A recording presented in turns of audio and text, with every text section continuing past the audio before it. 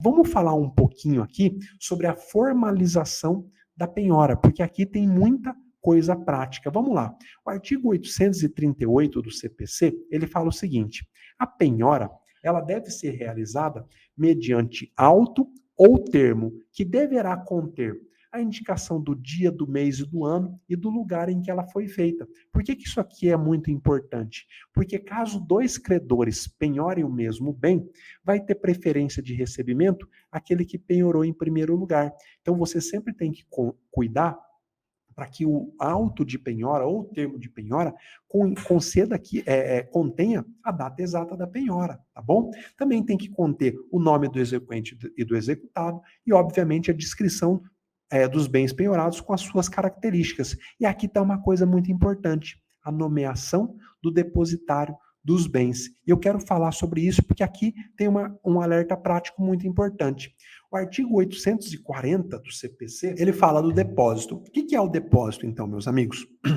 Então, esse celular aqui foi penhorado na execução. A lei fala que esse celular penhorado tem que ficar em depósito, tem que ficar em poder de alguém. E quem decide isso é o artigo 840. Ele fala, ó, serão preferencialmente depositados: 1. As quantias em dinheiro, os papéis de crédito, as pedras e os metais preciosos serão preferencialmente depositados no Banco do Brasil, na Caixa Econômica ou no banco do qual o Estado possua mais da metade do capital ou, na falta desses estabelecimentos, em qualquer instituição de crédito. Então, penhorado o dinheiro tem que ser depositado em um banco. Se o dinheiro já foi penhorado em um banco, o juiz pode determinar que se transfira para uma conta judicial. É isso que costuma acontecer na prática. Aí, o alerta prático que eu quero te dar está relacionado ao inciso 2. O inciso 2 do artigo 840 fala assim, ó: serão depositados preferencialmente os bens móveis, os semoventes, os imóveis urbanos e os direitos aquisitivos sobre imóveis urbanos em poder do depositário judicial. Presta atenção que aqui tem um ouro escondido. Se você penhorar um bem móvel, um celular, um carro, uma moto, se você penhorar um imóvel urbano, uma casa, um terreno, o depósito desses bens não fica com o executado. Tem que ficar preferencialmente com uma figura chamada depositário judicial, que é um servidor público. Mas não são todas as comarcas que têm esse servidor público. Por isso que o parágrafo 1º do artigo 840 fala assim, ó: no caso do inciso 2, esse que eu acabei de te mostrar, se não houver depositário judicial, os bens ficarão depositados em poder do exequente. Veja, meus amigos, como é importante que você conheça a teoria, mas aplique na prática, porque na prática não é o que acontece. É penhorado um bem móvel, um carro, se você não falar nada, o carro vai ficar em poder do executado. O executado vai arrebentar com esse carro, vai trocar os pneus por pneu careca, vai tirar tudo que tem de valor dentro dele. Por quê? Porque você não conhece a teoria ou conhece, mas não sabe como aplicar na prática. Primeira coisa que você vai fazer, feita a penhora de um bem imóvel ou de um imóvel urbano, é pedir para o juiz que o depositário seja o depositário judicial. E ó, juiz, se não houver depositário judicial, fique comigo, com o exequente, com o meu cliente. Isso é decorrência da lei, não é escolha do juiz. O juiz não pode vir aqui e dizer, não, eu não concordo com esse dispositivo, eu vou deixar com o executado mesmo, porque eu acho que é muito penoso. Não, o juiz aqui não tem margem de discricionariedade, não está escrito assim: a critério do juiz serão depositados os bens nas mãos desse ou daquele. Está aqui, ó, a lei é clara, como diz o Arnaldo César Coelho, tá? E o inciso 3 fala de imóvel rural, de máquinas, de utensílio ou instrumento necessário ou útil à atividade agrícola, mediante caução idônea, pode ficar em poder do executado. Então, é uma exceção o bem penhorado ficar na mão do executado. Vamos lá, porque aqui também tem 2 pontos de muito interesse prático. Depois, então, que é feita a penhora, depois que foi formalizada a penhora, depois que houve o depósito dos bens penhorados, tem a necessidade de se fazer a intimação do executado sobre a penhora. O artigo 841, ele fala, ó, formalizada a penhora por qualquer dos meios, dela será imediatamente intimado o executado.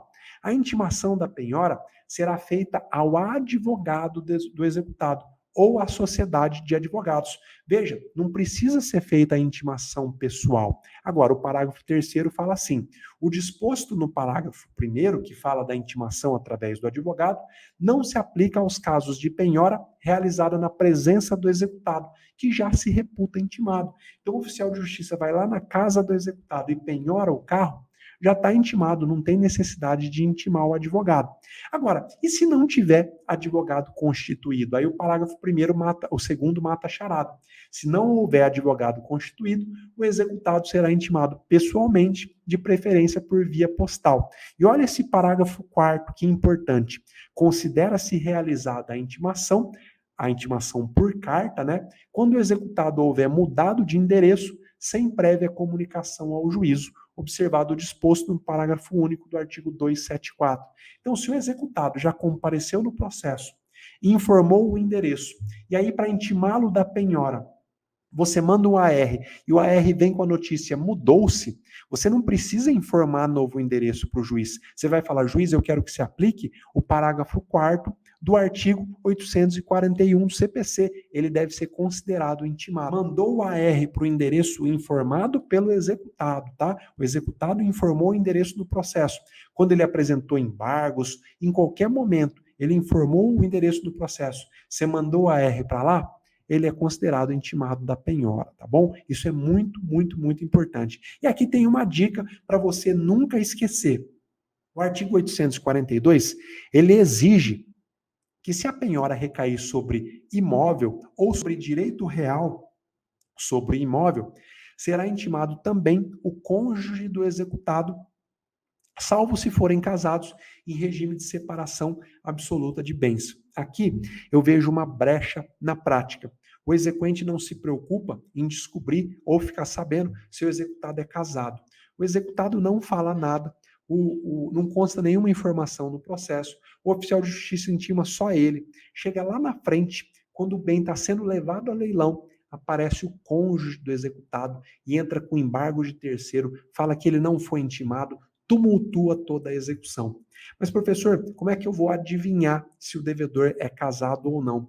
Simples, você pode pedir para que ele seja intimado no processo através do advogado, se ele tiver, né? E informe se é casado ou não. Ou se ele não tiver advogado no processo, você pode simplesmente usar 2 sistemas que eu já mencionei aqui nessa aula, Seguro-Cred e Cred Localiza, onde você consegue buscar certidão de casamento do devedor. Se você descobrir que ele é casado, você já pede a intimação do cônjuge. Simples assim e se resolve facilmente, você não deixa uma nulidade no processo, tá bom?